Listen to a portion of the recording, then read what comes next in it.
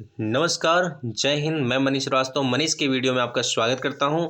आज प्यारे बच्चों, हमारे जितने भी भाई बंधु हैं जो हमारे इस वीडियो को देख रहे हैं, आज मैं उनको बताना चाहता हूं कि आज का जो टॉपिक है आपका बहुत ही इम्पोर्टेंट टॉपिक है और वह ग्रामर का टॉपिक है, इंग्लिश के ग्रामर का टॉपिक, और जिसे कहते हैं फिगर ऑफ स्पीच। एग्जाम में हमारे इस टॉपिक से बहुत सारे प्रश्न बनते हैं, परंतु प्रश्न अगर बनते हैं, क्वेश्चंस बनते हैं, तो क्वेश्चन का आंसर कैसे दिया जाए। सबसे पहली बात, कितने प्रकार के होते हैं फिगर ऑफ स्पीच, क्या होता है फिगर ऑफ स्पीच, कैसे पहचाने फिगर ऑफ स्पीच, इन सारे क्वेश्चन का डाउट्स एक ही वीडियो में क्लियर होगा। और वीडियो बहुत लंबा नहीं है, परंतु इतना कहूँगा आपसे कि यदि अगर वीडियो एक बार आप पूरा देख लेंगे तो आपको कोई दूसरी वीडियो देखने की कोई आवश्यकता नहीं पड़ेगी। ये प्यारा सा सेशन बहुत ही लाजवाब है। आइए शुरू करते हैं इस प्यारे से सेशन को। लिखा है figure of speech. Figure of speech को हिंदी में कहते हैं अलंकार, और अलंकार किसे कहते हैं?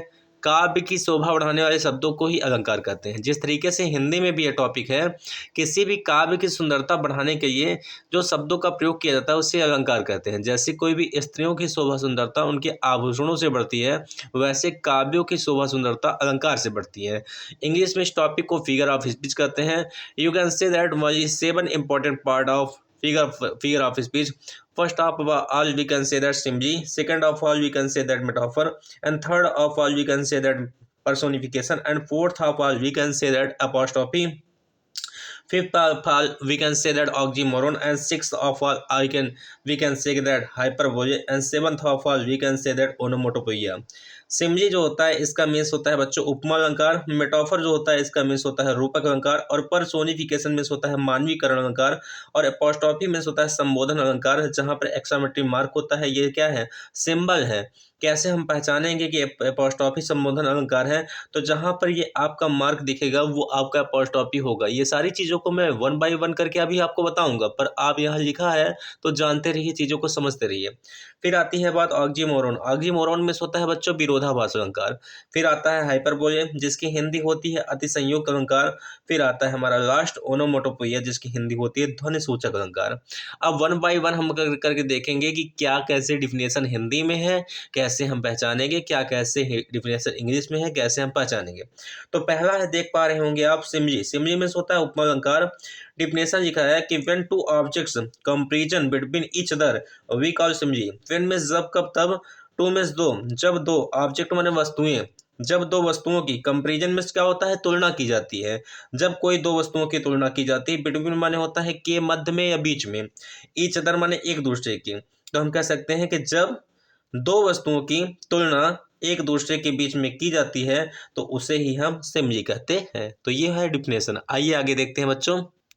जैसा कि आपने देखा कि जब कोई दो वस्तुओं की तुलना की जाएगी आपस में तो उसे ही हम क्या कहेंगे? सिमली। इसका ट्रिक ऐसा है कि जब किसी सेंटेंस में एज आ जाए, लाइक आ जाए, या सो आ जाए, या और आ जाए, तो हम पहचान जाएंगे कि वह हमारा सिमली फिगर ऑफ स्पीच है। जैसे लिखा है, the great Khali is as strong as an ox. Great Khali means कौन? महान खली, जिसको आप जानते हैं खली। तो खली जो थे वो मजबूत तो थे, लेकिन किसकी तरह मजबूत थे? एज एन ऑक्स, जैसे कि एक बैल। यानी बैल जितना मजबूत होता है वैसे ही महान खली मजबूत थे। तो यहाँ पर एज जो वर्ड आया है, इस एज वर्ड से हम पहचान गए कि यहाँ पर ये सिमली फिगर ऑफ स्पीच है। अब इसको पहचानने का तरीका तो ये हो गया कि हाँ, ये चार चीज़ें अगर कहीं आएंगी तो सिमली हो जाएगा। पर सबसे बड़ी बात क्या है पता है? सबसे बड़ी बात है कि आपकी तुलना किससे की जा रही है और किससे की जा रही है, और उसे क्या कहते हैं पहचानना। तो यहाँ आप देख सकते हैं, यहाँ पर मैंने इसका पोस्टमार्टम किया है। पोस्टमार्टम का मतलब क्या होता है कि एक एक चीज़ बहुत गहराई से मैंने बताया है। जिस तरीके से इंग्लिश में 4 वर्ड आएंगे, एज, लाइक, सो, आर, तो हम पहचान जाएंगे सिमिली है, वैसे ही हिंदी में जब कहीं पर किसी भी काव्य में योजक चिन्ह आए, ये योजक चिन्ह है यानी माइनस का जो मार्क होता है इसे योजक चिन्ह कहते हैं।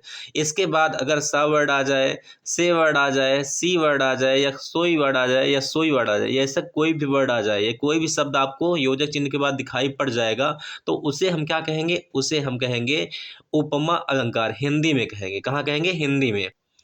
जैसे देख सकते हैं आप, लिखा है, सिय मुख देखा चंद्र समान। सी में सीता का मुख देखा, सीता का मुख देखा। और सीता का मुख देखा तो क्या देखा? कि जो सीता का मुख है वो चंद्रमा के समान है। किसके समान है? चंद्रमा के समान। तो यहाँ पर योजक चिन्ह के बाद स वर्ड आया, इसका मतलब कि यहाँ पर तुलना की गई है, तो जिसकी तुलना की जाती है उसे उपमेय कहते हैं। क्या कहते हैं बच्चों? उपमेय। और उपमेय को ही विशेष्य कहते हैं। यहाँ लिखा भी है कि जिस वस्तु की तुलना की जाती है उसे हम उपमेय कहते हैं और उपमेय को विशेष्य कहते हैं। और आगे कहा गया है कि उपमान, उपमान का मतलब क्या होता है? विशेषण।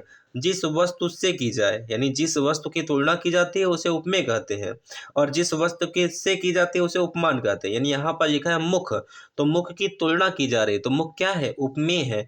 और किसके समान? चंद्रमा। तो मुख की तुलना चंद्रमा से की जा रही है, तो चंद्रमा से की जा रही है, तो उपमान क्या है? चंद्रमा है।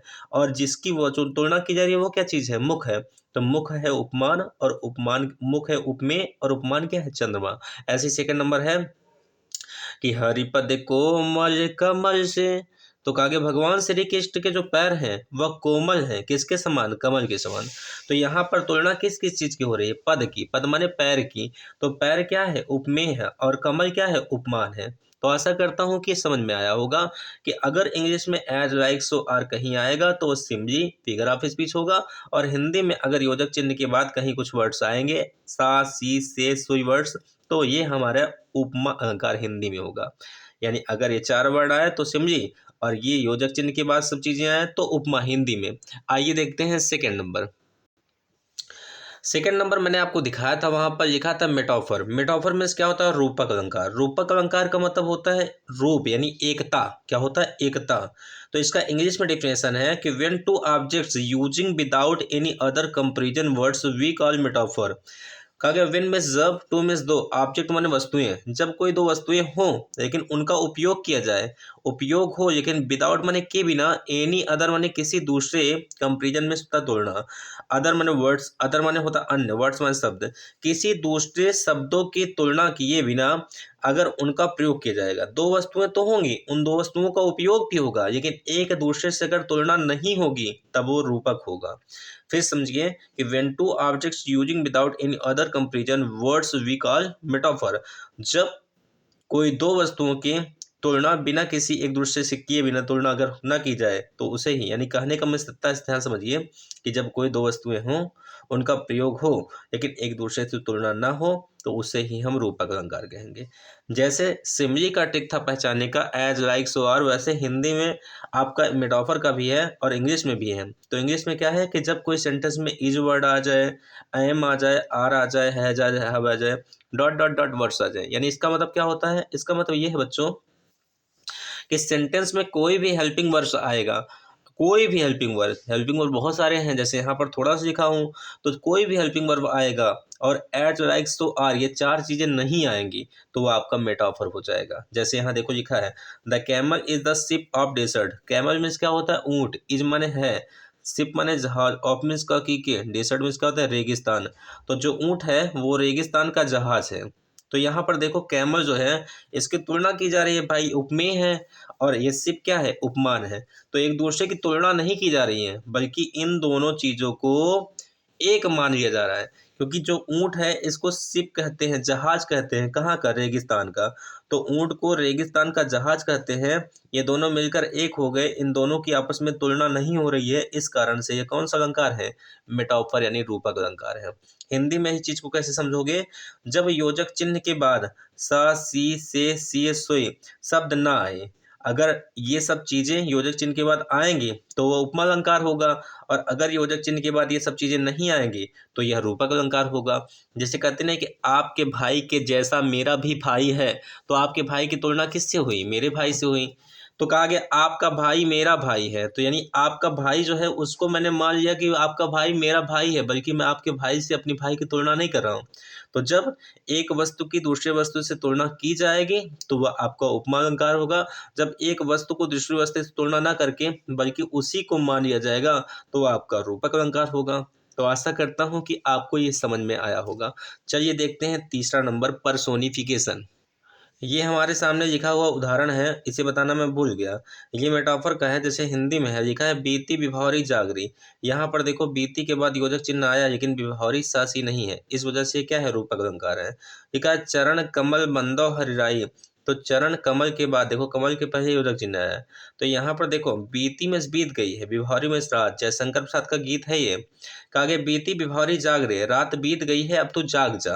और यहाँ पर चरण कमल बंदव हरि राय, हरि माने भगवान श्री कृष्ण, सूरदास जी कहते हैं भगवान श्री कृष्ण के कमल रूपी चरणों की मैं वंदना करता हूँ। तो यहाँ पर चरणों की तुलना कमल से नहीं की गई है, बल्कि चरणों को ही कमल मान लिया गया है। तो आशा करता हूँ कि मेटाफर समझ में आया होगा। अब हम देखते हैं हमारा तीसरा नंबर टॉपिक, जिसका नाम है पर्सोनिफिकेशन। कहा गया बच्चों पर्सोनिफिकेशन की हिंदी होती है मानवीकरण अलंकार। इसको बताने से पहले हम चीजों को समझाना चाहते हैं। लिखा है मानवीकरण, मानविक मीन्स क्या होता है, मानव, मानव के जो चीजें हैं उनको करण कर दिया जाए, अर्थात एक रूप दे दिया जाए। या यूं कह सकते हैं छोटे शब्दों में कि जो भी मानव के गुण होते हैं, अगर उन मानव के गुणों को किसी निर्जीव वस्तु में दिखाया जाएगा तो उसे ही हम मानवीकरण कहेंगे। जैसे डिफिनेशन देखो, वेन इन एनी सेंटेंस, जब किसी भी वाक्य में डिस्क्राइब वर्णन किया जाए द ह्यूमन क्वालिटीज, मानव के गुण को, इन नॉन लिविंग थिंग्स, निर्जीव वस्तुओं में, वी कॉल पर्सोनिफिकेशन, उसे ही हम पर्सोनिफिकेशन कहते हैं। यानी किसी भी वाक्य में जब मानव के गुणों को किसी भी निर्जीव वस्तु में तुलना की जाए या वर्णन किया जाता है तो उसे ही मानवीकरण अलंकार कहते हैं। हिंदी में कहा गया है कि जब किसी वस्तु में मानव के गुणों को दर्शाया जाए तो उसे ही हम मानवीकरण अलंकार कहते हैं। जैसे कहा गया है लव इज ब्लाइंड, प्यार क्या होता है, अंधा होता है। तो अंधा प्यार नहीं होता, अंधा मानव होता है। मानव के गुण को यहाँ पर किसी निर्जीव वस्तु में दिखाया गया है, इस वजह से क्या है, ये आपका पर्सोनिफिकेशन है। एक उदाहरण और देखिए, कहा गया है कि फूल खिले कलियां मुस्काए।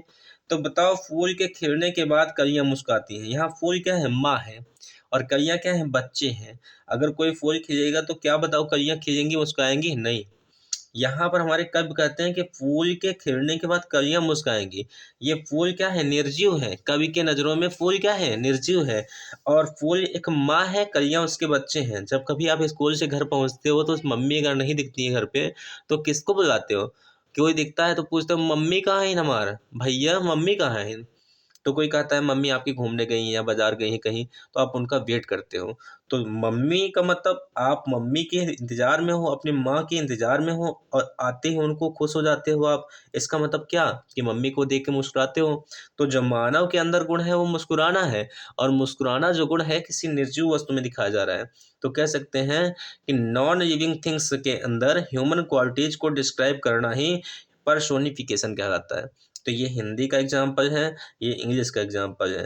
ये इंग्लिश का डिफिनेशन है और हिंदी का डिफिनेशन है। आशा करता हूँ कि आपको समझ में आ रहा होगा। आइए बढ़ते हैं आगे। चौथा नंबर, ये है बच्चों चौथा नंबर हमारा फिगर ऑफ स्पीच, जिसको कहते हैं अपोस्ट्रोफी। अपोस्ट्रोफी मीन्स क्या होता है, यहाँ पर थोड़ी सी समझेंगे सब चीज़ों को। यहाँ पर मुझसे थोड़ी सी गलती हुई बच्चों, यहाँ पे मैंने लिखा था रूपक अलंकार, इसे अभी वाइटनर लगाकर मैंने सही किया है। तो इसे कहेंगे अपोस्ट्रोफी। अपोस्ट्रोफी मीन्स होता है संबोधन अलंकार। इसका जो मार्क होता है ना एक्सामेट्री का होता है। जब कोई भी वर्ड्स दिए हों, कोई सेंटेंस दिए हों, उन सेंटेंस के बाद अगर एक्सामेट्री मार्क हमको दिख जाएगा तो इसे एक्सामेट्री मार्क को ही हम क्या समझेंगे, अपोस्ट्रोफी।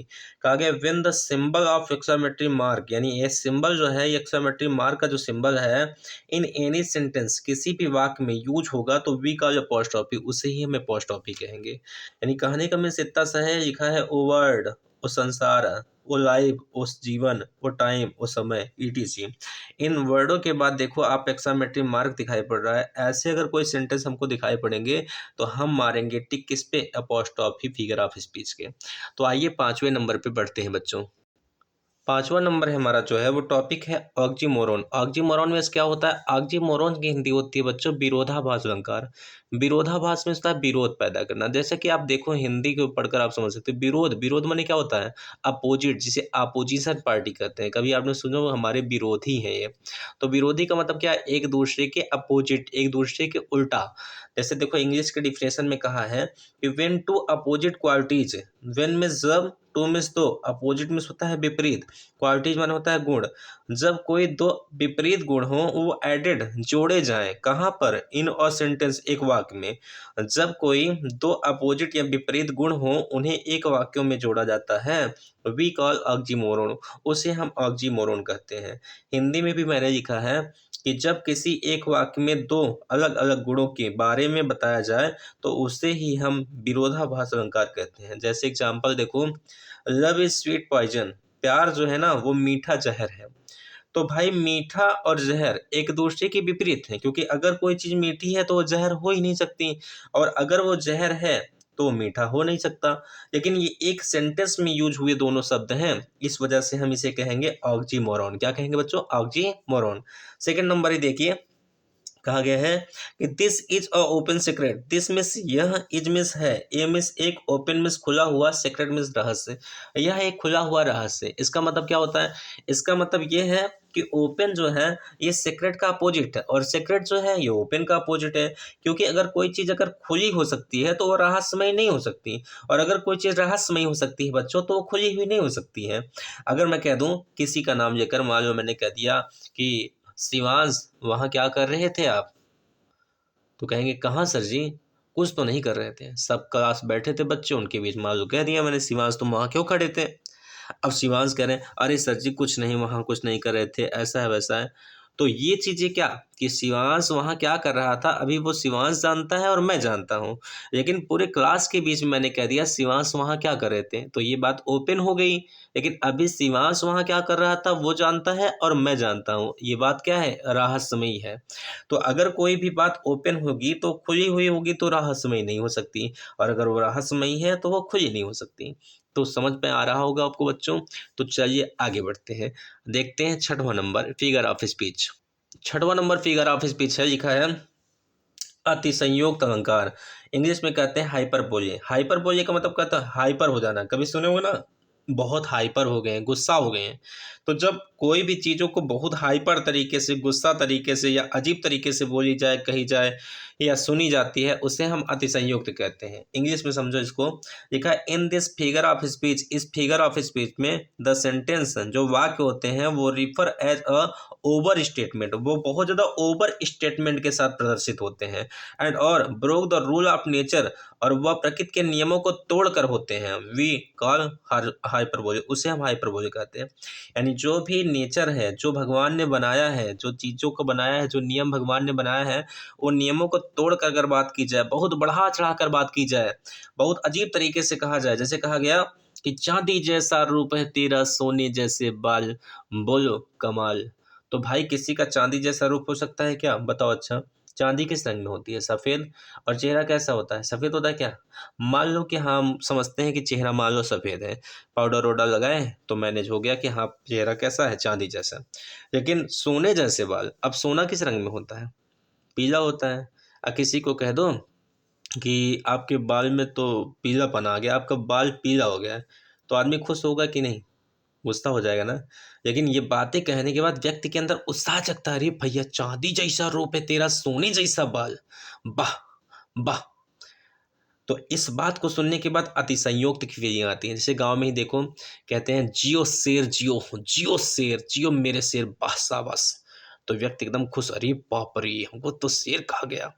अब कह दिया जियो कुत्ता जियो, जियो कुत्ता जियो, तो आदमी गुस्सा हो जाएगा। विचारधारा ही चेंज हो गई भाई उसकी। तो एक तरफ उसको शेर कहा जा रहा है, शेर भी एक जानवर है, एक तरफ कुत्ता कहा जा रहा है, कुत्ता भी एक जानवर है। शेर कहने पे वो खुश हो जा रहा है और कुत्ता कहने पे दुखी हो जा रहा है। तो बढ़ा चढ़ाकर जहाँ बातें की जाती हैं, प्रकृति के नियमों को तोड़कर बातें की जाती हैं, उसे हम अतिसंयोक्त अलंकार कहते हैं। जैसे लिखा है she wept ocean of tear. She wept वह रोई, ओशियन माने सागर, ऑफ टीयर आंसू, वह उतना रोई कि पूरा आंसू से उसके क्या भर गए? सागर। इतना कोई रोएगा कि सागर उसकी आंखों से भर जाएगा, आंसू से भर जाएगा? कभी नहीं हो सकता। लेकिन यहाँ पर कहा सी वेप्ट ओशियन ऑफ टीयर्स, वह इतना रोई कि पूरा उनके आंसू से सागर भर गया।